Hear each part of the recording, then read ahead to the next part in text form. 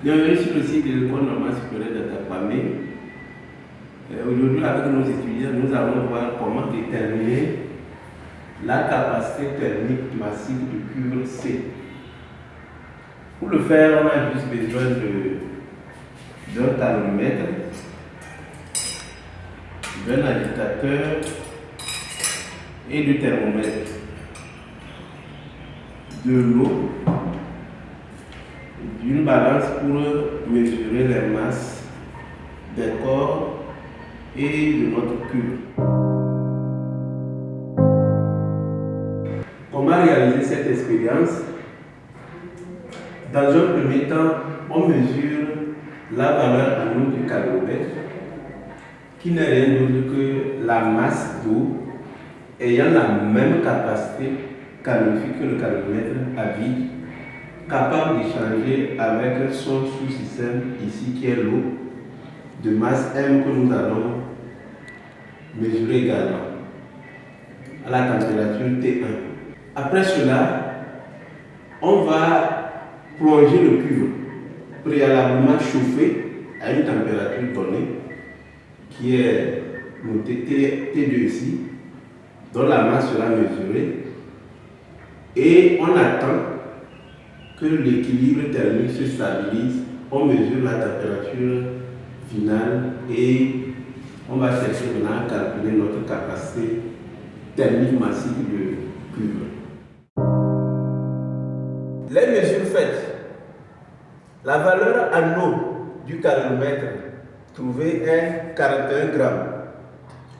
Lorsqu'on a versé de l'eau de masse 100 grammes, la température d'équilibre au caloromètre est 20 degrés. Par la suite, lorsqu'on a introduit le cuivre, sa masse est 200 grammes à la température de 60 degrés. L'équilibre thermique étant atteint, on a mesuré la température finale, on a trouvé 35 degrés Celsius. Ici, il ne reste qu'à calculer la capacité thermique massive de cuivre. Pour donc déterminer la capacité thermique massive de cuivre, on va utiliser le principe de transformation isobare qui n'est rien d'autre que la variation d'enthalpie totale du système est égale à la quantité de chaleur échangée. La variation d'enthalpie du système, c'est quoi?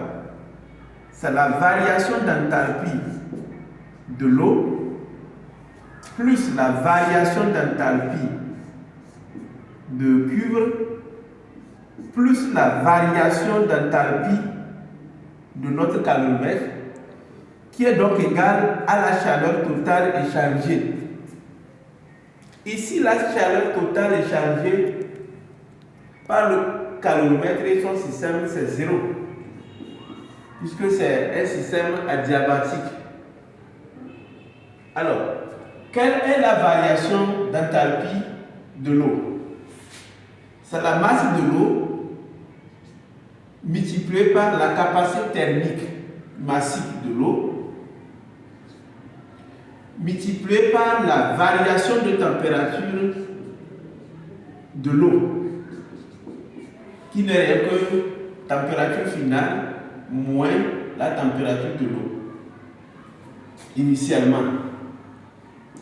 La variation d'enthalpie de notre cuivre, c'est la masse de cuivre multiplié par la capacité thermique massive de cuivre qu'on cherche à calculer, multiplié par la variation de température de cuivre, qui n'est rien d'autre que température finale moins la température initiale de cuivre. La variation d'enthalpie de caloromètre, c'est la valeur en eau de caloromètre multiplié par la capacité thermique massive de l'eau multiplié par la variation de température de notre caloromètre qui n'est rien d'autre que la variation de température de l'eau. Le tout égale à 0. Donc ici, pour calculer ces calculs bien faits, C est égal alors à moins CE, qui est la capacité thermique massive de l'eau, parenthèse, température finale moins température initiale au caloromètre, parenthèse, somme masse de l'eau plus la valeur en eau divisé par la masse de cuve multiplié par la variation de température de cuve. Au fait, c'est quoi la capacité thermique massique de cuve?